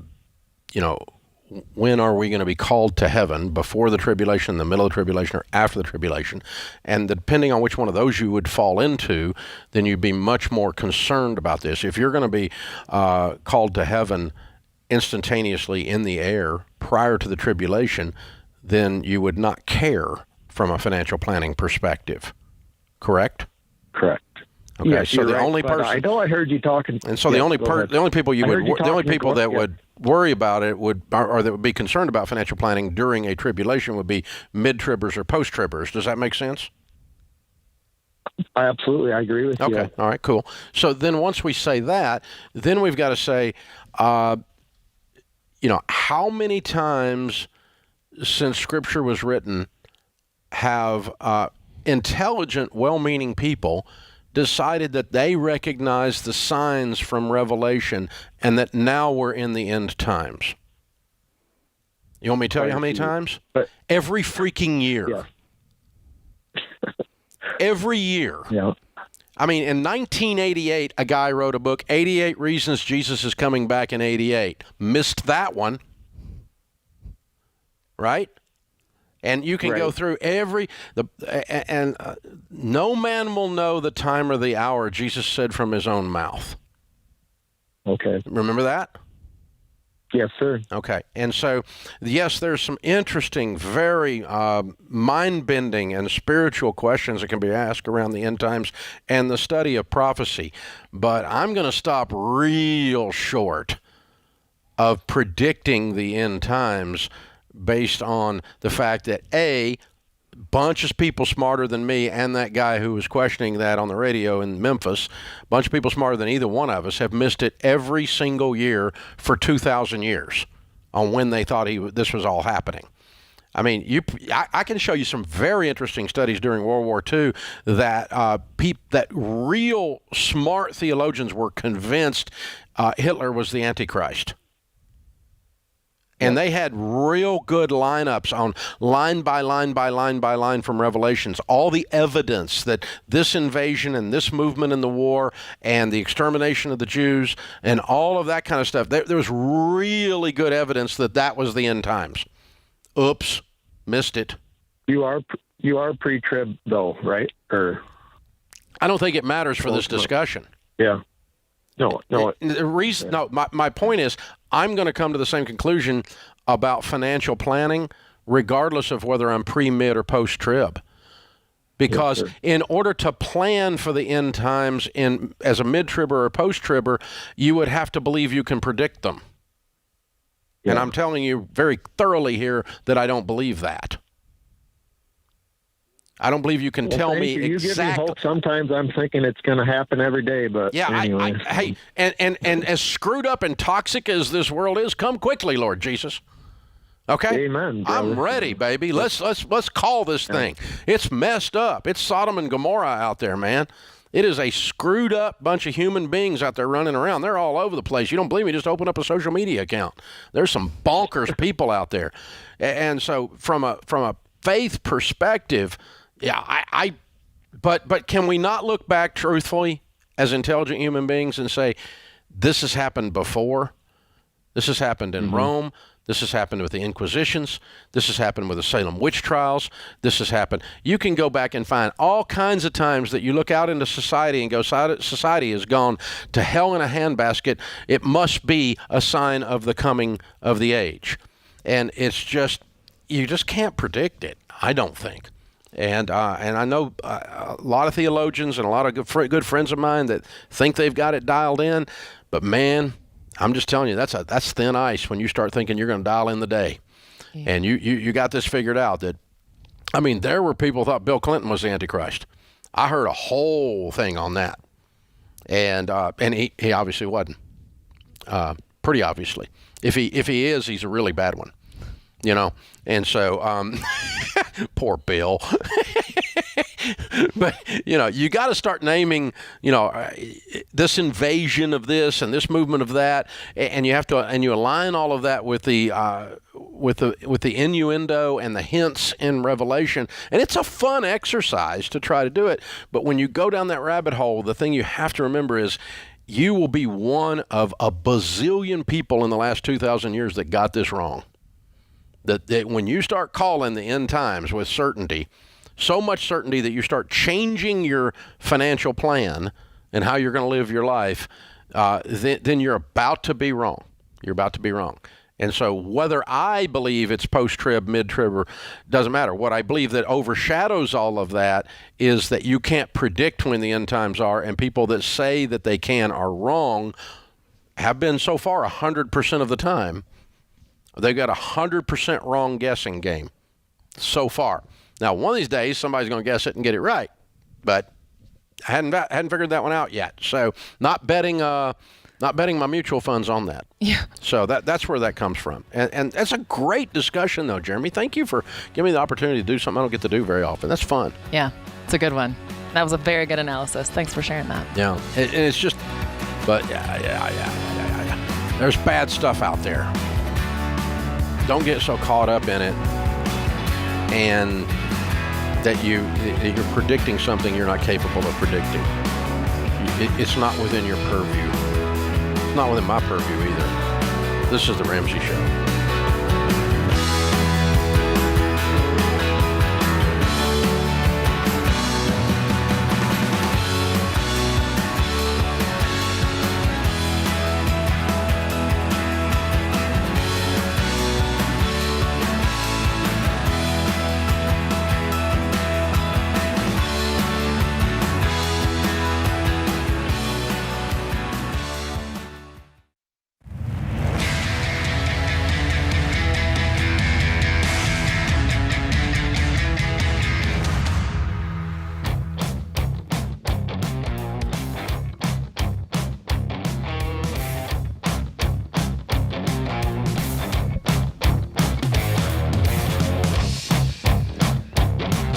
Christina Ellis, Ramsey personality, #1 best-selling author, is my co-host today. Open phones at 888-825-5225.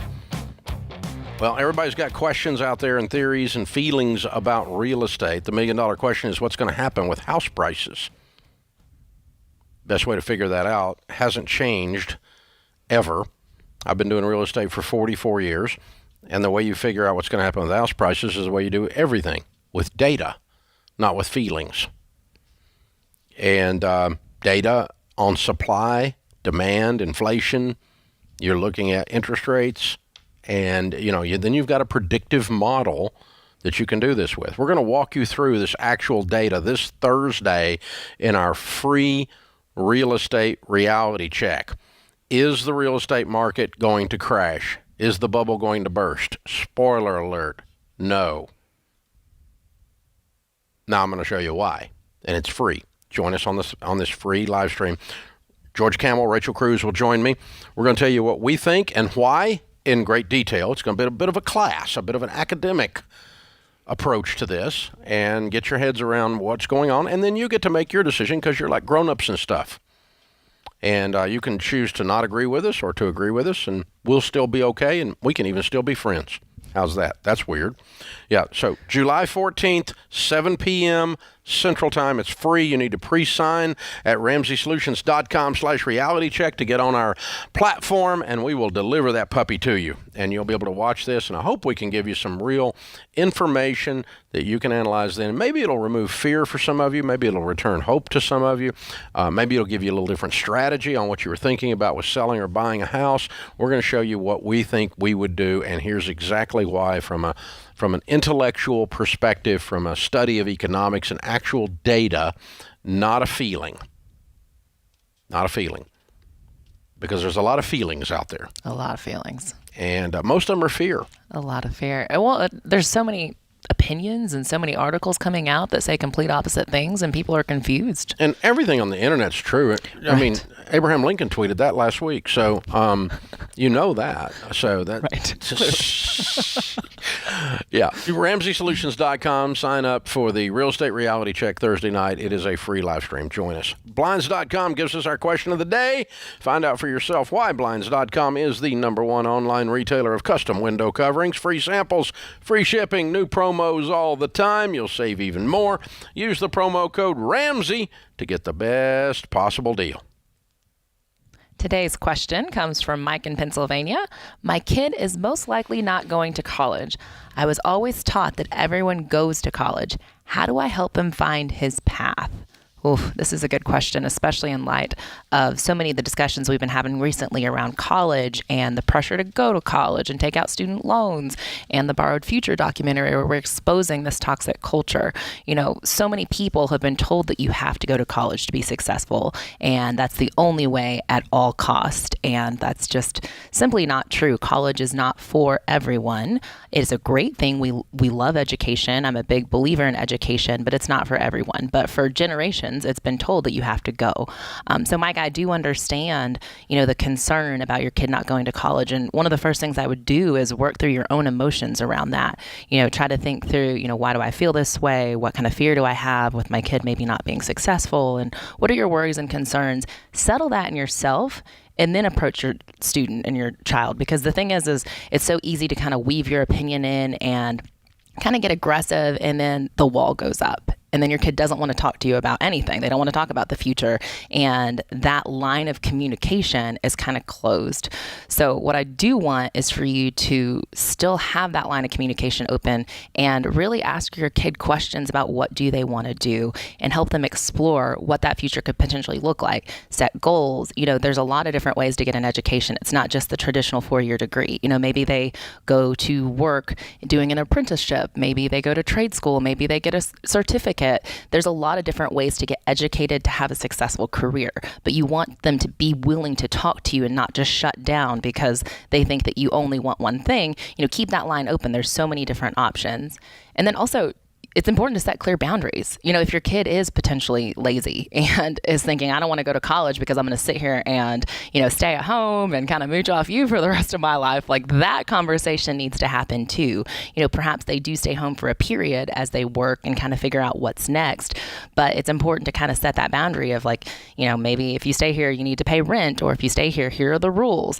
But one of the biggest things is just keeping that line of communication open and having those discussions. Yeah, but because an eagle that doesn't leave the nest eventually is known as a turkey. So, that needs to happen. But the other thing is this: you need to remember that as a parent, somewhere along the line in our culture, we have slipped a gear and thought that, okay, once they're like 17, they're completely developed and they're allowed to do whatever they want to do, and they're really, really smart because they're young and beautiful. No, they're not. They're young and dumb, and they need a mom and they need a dad to look at them and go, no, that's not smart. You need to tell them the truth, because you've still got more influence even than you think you do. Even if they roll their eyes, you've got more influence than you think you do. Now, here's what it would be at my house, okay? 100% of you that leave this house need to plan on a lifelong pursuit of learning. If you don't keep learning, you're dying. If the last time you read a nonfiction book was 15 years ago, you got a problem. If the last time you ever took any kind of a class of any kind was a decade ago, you got a problem. I teach classes for a living, and I take classes. I read books like crazy that are nonfiction and fiction. And so constantly have a book open. And so I'm going to tell Junior, I don't know why you're saying he's not going to school. I don't know why you've come to that conclusion, but not going to a 4-year school. That's fine. But you're going to do something. You're going to engage in some kind of a cert program, some kind of a trade school program, some kind of a code school, whatever it is you're going to do, you need to do something post high school, because you're going to be at a vast disadvantage. Your probability of poverty goes way up unless you engage in a lifetime of learning, and it starts with what your first post-high school decision is. Now, again, you want to be a diesel mechanic? I'm good with that. I know diesel mechanics making over $100K, and they love working. They love working in the grease, and they love turning the wrench, and they're good at it, and they're engine whisperers. They can do it, man. I love them. And you want to do that? That's cool. Go do that. You'll make more than somebody that gets a sociology degree with a master's, okay? So have at it. I'm good with that. But the idea that you get to do nothing post-high school, that's not even on the table. And as his dad, you need to influence him starting now on that. And so, okay, we going to do something, Bubba. Yeah, what is it? What is it we going to do? Okay?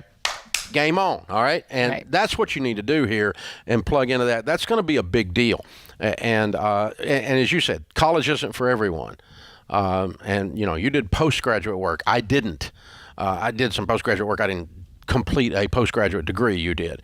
But the idea that somehow, okay, I wrote an app and I made $1 million and I'm 19. Doesn't mean you're done, Bubba. It means you just got started. And you got a really good start. But if you think you're going to keep doing that over and over and over again for the rest of your life with absolutely no training, not happening. You got lucky and fell backward into that one. And so you need to figure out a way to replicate this, and usually that involves some form of education. Now, I'll hire people in the technology field all day long who don't have a 4-year degree, but have all the certs, and they've been to code school, and they can write code, and they know what they're doing. Most of the best ones don't have a 4-year degree in that. So, and we got 300, 400 tech folk in the building. We got coders and engineers, software engineers all over the building, and hiring them every day. We love them. And that 4-year degree is not necessary there. But I really don't want you doing my accounting as my CFO if you don't have a 4-year degree in that, because that's pretty basic stuff, And so you've got to decide what the training is for the career direction you want to go. Continuous lifetime of learning. That you need to demand, regardless of what little child boy wants to do here. We're going to lay out some other stuff here. That's going to be the plan. This is the Ramsey Show.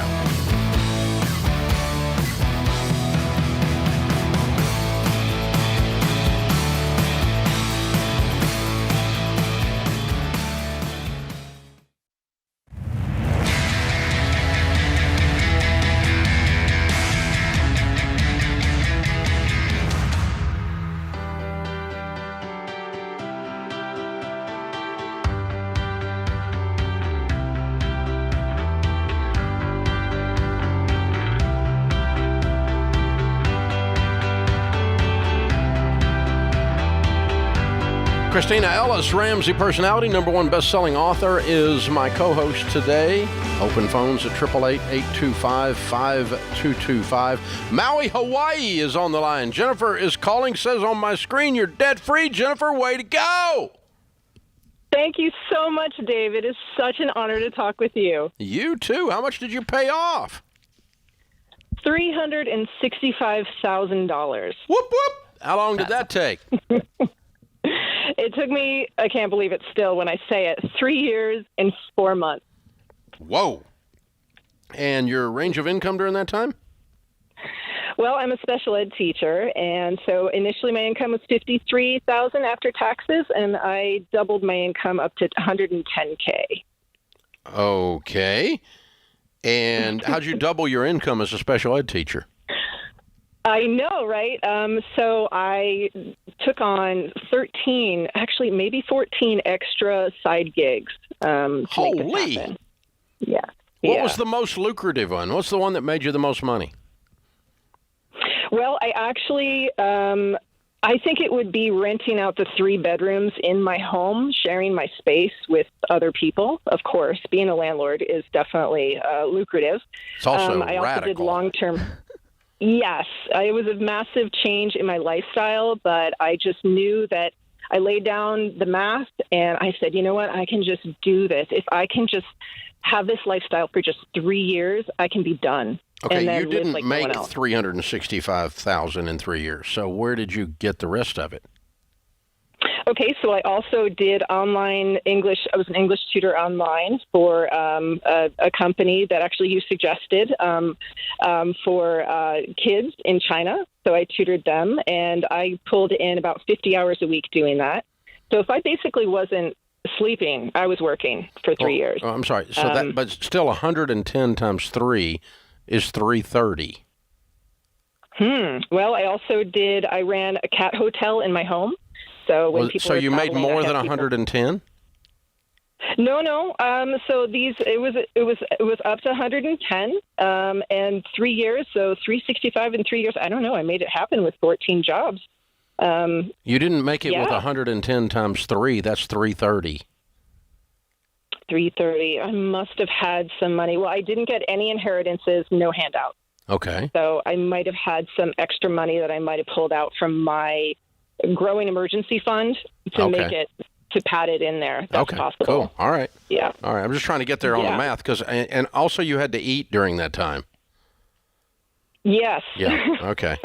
Well, it was also meal prepping for some single guys. I kind of think you made more than you thought you made. Possibly. Yeah. You were working so much you forgot to count it. Yeah. It's possible. Way to go. This is pretty amazing. Yeah. Yeah, so what happened that got you started on this journey? Well, this is all a house. I got divorced, and there's nothing that sets you into a sense of reality than going from two-person income to a one-person income. And I bought out my ex-husband on the marital home. And so that's when I realized I needed to I didn't want to be, in debt, and I wanted to, have a place where I could take care of myself financially and not worry in the future. So this is house and everything you paid off? Yes. So I was debt-free, always kind of had that lifestyle of debt-free. And it's funny because when I did the buyout process, so this is the price of half of a house on Maui. So the house value at the time of the divorce was about $700,000 and change, and so half of the house value was $365,000. Oh, so this was all about buying him out, or paying off the loan from buying him out. Correct. Yeah. Okay. Wow.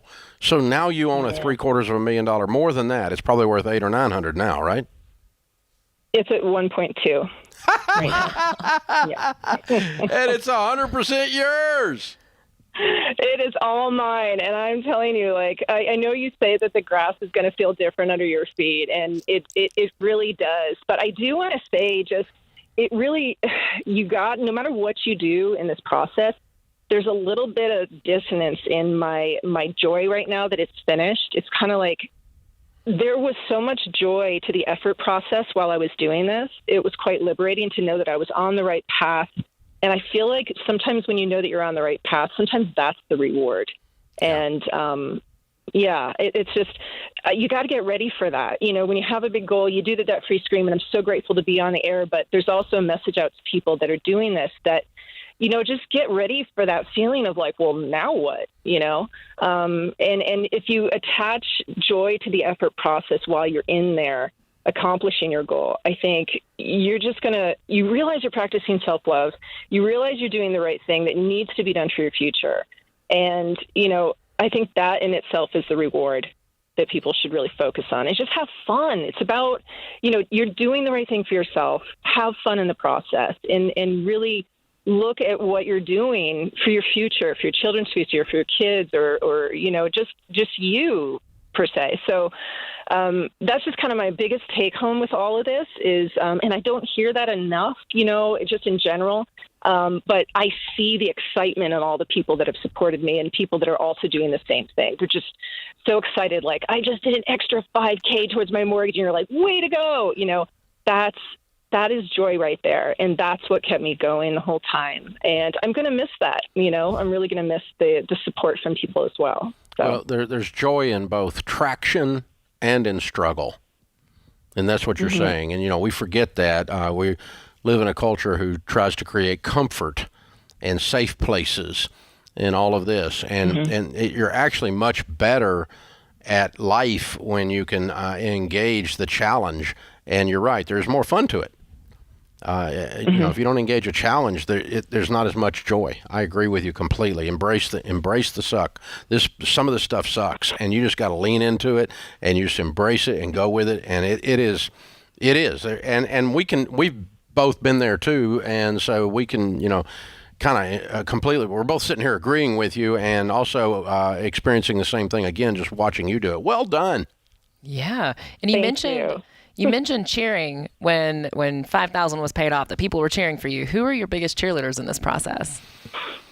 I have to say it's crazy, but it's strangers. And here's another thing that is common probably for a lot of people, that the people closest to them don't understand. Your family might be like, what are you doing? Who are you to say that you're going to be owning a multi-million-dollar home on Maui as a single woman? Like, what, sometimes the family doesn't understand. Some of my family members were supportive. Others just didn't understand.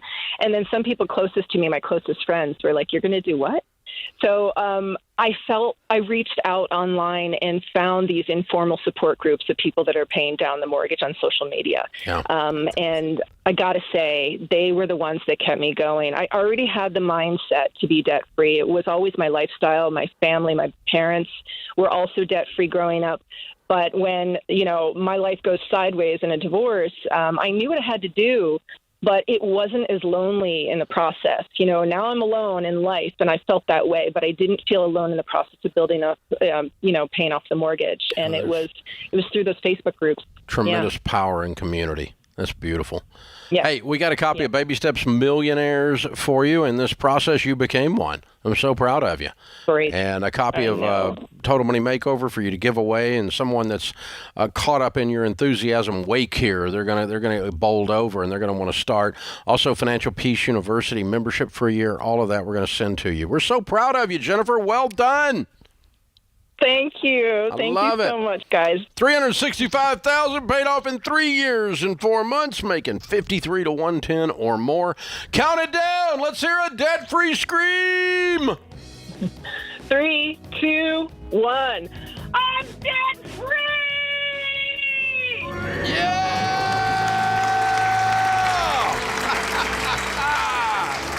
That is how it's done. Beautiful. This is the Ramsey Show.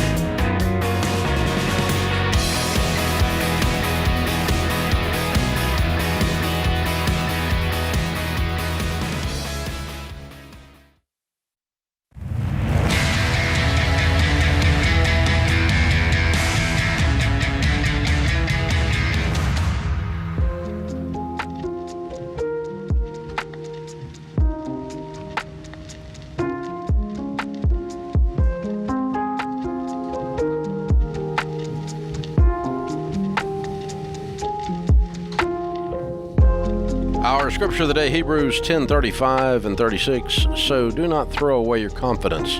It will be richly rewarded. You need to persevere so that when you have done the will of God, you will receive what he has promised. James Crook said, a man who wants to lead the orchestra must turn his back on the crowd. Christina Ellis, Ramsey personality, #1 best-selling author, is my co-host today as we answer your questions about your life and your money. Jake is next in Murray, Kentucky. Hi, Jake. Welcome to the Ramsey Show. Hey, Dave. Thanks so much for taking my call. Sure. It's an honor. Honor to talk to you. I just want to... Yeah, well, thank you. I was going to say just real quick, I actually wrote a book about eschatology, and you were spot on with the first caller. I enjoyed hearing your answer to that. Oh, I'm honored. Thank you. Yeah. So my question is, my wife and I just sold. We closed on our house last week. We had enough equity that we're on baby step 7 now. So we just bought a house debt free. Glory be to God. We're going to have, when everything clears and we get all the renovations done, we're going to have about $100,000 left over. And I'm in the teacher's retirement, and so we're kind of behind on retirement a little bit. And I was curious if there's a way to take that money and do like a backdoor Roth IRA, like go into an IRA and then backdoor it, or what you suggest to do with that? Well, you don't need to do a backdoor IRA, a Roth, unless you make over $200,000 a year household income, do you? No, I do not. Okay, then you can only do regular Roths, and that would be all you would need. The backdoor is a method for someone with higher income to still get their money into a Roth. That's all it is. But it's the same amount. It's not an additional Roth. It's still the same, same number of dollars going into your retirement. So that's not going to fix it. So basically, you've got $100,000 to invest and you're 100% debt-free. Is that what I'm hearing? Yes, sir. Okay. Yes, sir. Absolutely. Well, what we always try to do is three things at the Ramsey house. We want to enjoy some of it, be generous with some of it, and earmark a certain amount and then be done with it. And also the third thing is to be investing some of it. Now, on the portion that you're investing, what I do at Baby Step 7 is two things. I either buy real estate that I pay cash for, or I put it in good growth stock mutual funds. If you're going to do the second one, which is probably more likely because you don't have $300,000, you've got $100,000. You could buy a nice little house maybe in Murray, Kentucky for that. That would be a rental if you wanted to, if that's the business you want to get into, or if you want to fool with that stuff. If you don't, then you would buy a mutual fund that has what's called a low turnover ratio. And what that means is the mutual fund does not sell the stocks inside the mutual fund hardly at all. They don't turn over much. Okay? So you're looking for something that has like 5% turnover ratio. And what that means is 95% of the stocks inside the mutual fund are not sold every year. They sit there. Why is that important? Because you're only taxed in a mutual fund on what you take out or what they sell inside. And so if they sell 100% of it every year, if they had a 100% turnover ratio, which some of them have a 200% turnover ratio, but if they sell all the stocks and roll them over every year, 100% of the gains are taxable every year. If they're not selling them with a low turnover ratio, it's not taxed until you sell it. So it works like this. If you buy a share of stock, let's just make it up, a Home Depot, okay, and you bought it for $50. I don't even know what Home Depot sells for, but if you bought it for $50 a share and it goes up to $70 a share, you do not pay taxes on the $20 gain until you sell it. Does that make sense? So as long as you don't sell that stock and it just grows and grows and grows and grows and grows, all that capital gains growth is realized, but you don't recognize it for tax purposes until you sell it. And so capital gains growth like that is in a sense tax deferred growth. And so a low turnover mutual fund is a whole bunch of stocks in there that aren't being sold, and so you're not paying taxes on the growth until you sell it. If you hold it more than 1 year, it's going to be taxed at capital gains rate, 15%, rather than at your ordinary income rate of 30%. So that's even better. So it's a low tax when you do pay it and no tax until you cash it out. An easy way to find a low turnover mutual fund is just holler at one of our SmartVestor pros. They can help you pick one out. Or even easier than that, you can just buy a no-load S&P 500 index fund. Most of those have a 3 or 4% turnover ratio, like a Vanguard or a Fidelity or whatever, somebody like that. And just buy you an index 500 mutual fund, because what they're doing is matching the index, so they hardly ever sell the stocks. They just buy the index and hold them. And then whatever that group of stocks does, that top 500 stocks does, is what you're going to have. And you're going to have a 10, 12% rate of return on that with no taxes at all until you sell it, or virtually no taxes until you sell it. So low turnover ratio. Of course, the same thing happens with real estate. You can buy that little rental house for $100,000. It goes up to $200,000 in value. You don't pay taxes on that gain until you sell it. So again, you've got tax deferred or capital gains type growth. And that's what some of these idiots are referring to when they say things like, rich people don't pay taxes. The secretary at Warren Buffett pays more in taxes. No, she doesn't pay more in taxes. She pays a higher percentage of her income in taxes because she's paying income tax, not capital gains tax. And if you live off of this type of investment, you live off of capital gains because you built wealth. And so it's just good planning. And it's not like the tax system is broken or something, or somehow rich people are getting a break and poor people aren't getting a break. Believe me, rich people pay stinking taxes. I mean, there's a lot of years of my life I would trade my income for the taxes I pay a year now. A lot of years. And so, you don't get out of paying taxes on your income. But when you've got investment income that's growing this way, it's it's tax deferred, and it's then somewhat tax favored. That's awesome. That's good motivation to keep investing. That's incredible. Moves in that direction. Eric's with us in Champaign, Illinois. Hi, Eric. Welcome to the Ramsey Show. Hi, Kristen and Dave. I hope you guys are well. Great. How can we help? So, let me just say I'm horrible with money. I'm bad with money. I have no idea how to manage it. 4 years ago, I traded in a car I was upside down on, and for another new car. 2 years later, I refinanced it. Well, I owe $19,000 on it, and just for curiosity, I took it to the dealership over the weekend to see how much they'd give to me. They said they'd give me $28,000 for it. So, I mean, that's a nice hefty profit. Would it be a good idea for me to just go ahead and sell that back to the dealership, take that money, buy some sort of a used car, and get rid of that debt? Or should I just spend the next 3 years, because I know it's a reliable vehicle, and try to pay it off over the course of the next 3 years? I mean, if you do that now, you could still have $9,000 to buy a used car. Is that right? Yes, yeah. I mean, if I were in your shoes, that's what I would do. I would sell it back to the dealer and then go get a $9,000 car and get rid of that debt instantly. What do you make? About 60. Okay. That's what I would do. Okay. Yeah. And here's the thing, though. Listen, that absolutely will not work until you start handling money and stop buying cars on payments. If this is the last one forever and ever, amen, you changed your life with this transaction. If this is just a move you make until you impulse again, then this was just we were just spinning our wheels. We're just being a rat in a wheel then. I don't want you to do that, okay? Okay. This is the first step of you completely changing your life. And never say out loud again, I'm stupid with money, because I'm about to teach you about money, okay? I'm going to put you through Financial Peace University, and you're going to be a freaking expert when you're done. If you'll go take this class, and I'm going to give it to you, okay? Are you serious? I'm dead serious. But you got to go take the class if I give it to you. Gracious. I will. I certainly will. Okay. And now when you're a millionaire, you go buy this from some guy who says he doesn't know how to handle money, okay? So I'll buy it for 10 people. I'll buy it for 100 people. Don't overpromise. Calm down. Just calm down. Right now, what I want you to do is go to the class and get out of debt, okay? And get your competence up and your confidence up, so you never go in debt again. Now that puts a stake in the ground when you sell this car. And in that case, I'd sell the car, Eric. Well done, Christina. That puts this hour of the Ramsey Show in the books. We'll be back with you before you know it. In the meantime, remember, there's ultimately only one way to financial peace, and that's to walk daily with the Prince of Peace, Christ Jesus.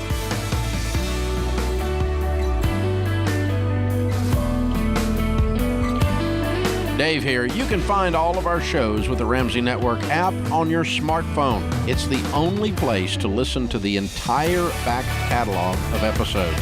Download the Ramsey Network app in your favorite app store today.